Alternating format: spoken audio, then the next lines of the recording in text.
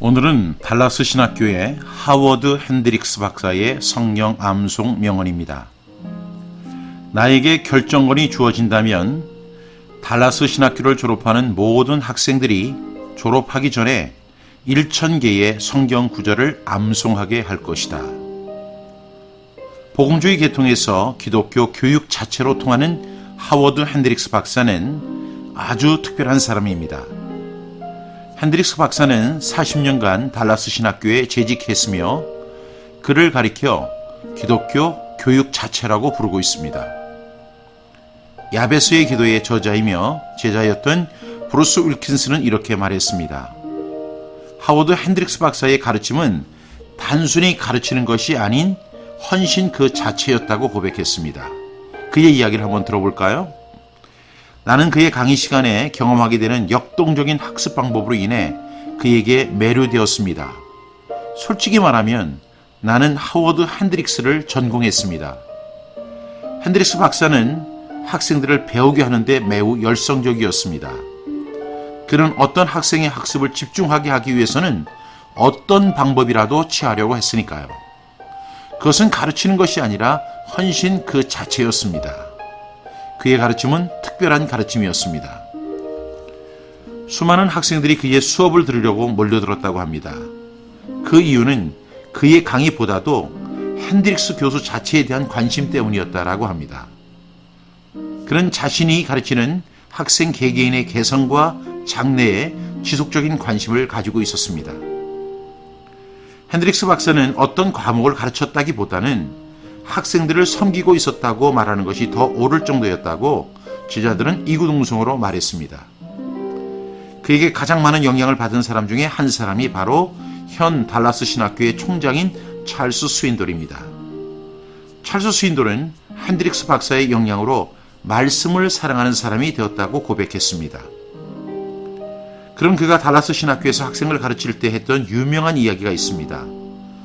그것은 단순한 이야기가 아닌 그의 소망이었고 비전이었고 꿈이었고 그의 삶의 공약이었습니다. 나에게 결정권이 주어진다면 달라스 신학교를 졸업하는 모든 학생들이 졸업하기 전에 1000개의 성경 구절을 암송하게 할 것이다. 1000개의 성경 구절을 암송하게 하는 것은 교육학자의 꿈이 아닙니다. 신학자의 꿈도 아닙니다. 이것은 하나님의 꿈이며 사명자의 꿈이었습니다. 핸드릭스 박사는 목회 후보생들이 1000개의 성경 구절을 암송하게 하는 것이 목회 현장에서 가장 중요하다는 사실을 알았습니다. 신학교를 졸업하는 사람에게 가장 중요한 것이 가슴에 새겨진 말씀 1000절이라고 그는 주장했습니다. 핸드릭스 박사는 하나님의 말씀을 증거하는 목회자들이 1000절의 말씀을 암송하지 못하고 어떻게 목회 현장에서 승리할 수 있겠느냐고 말을 했습니다. 단순히 아는 말씀을 가지고 설교하는 것이 아니라 가슴에 새겨진 말씀으로 설교해야 한다고 했습니다.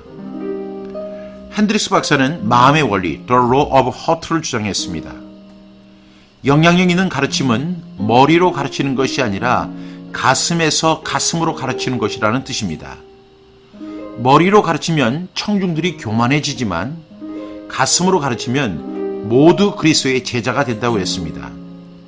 그리고 가슴으로 가르치기 위해서는 먼저 가슴 속에 하나님의 말씀이 새겨져야 한다고 했습니다.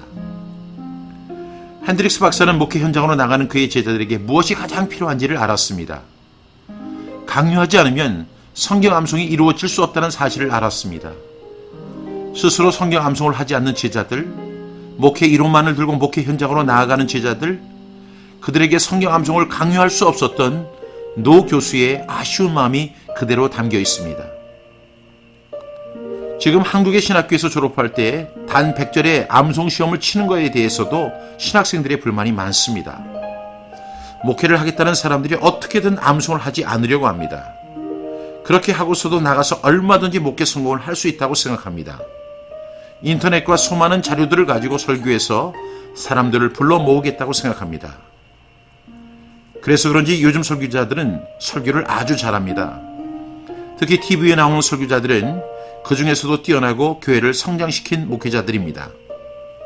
흠을 잡을 수 없을 정도로 매끈하고 탁월합니다. 화려한 복장과 제스처는 설교자들을 더욱 매력적으로 보이게 합니다. 그런데 이상하게도 설교에 애통함이 없습니다. 눈물이 없습니다.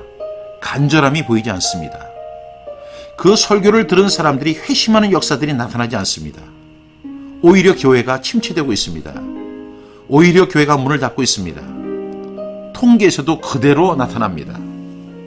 2019년 대한예수교 장로회 통합 측 통계 발표에 의하면 1년 내에 교인 7만 명이 사라졌다고 합니다. 과연 그들은 어디로 갔을까요?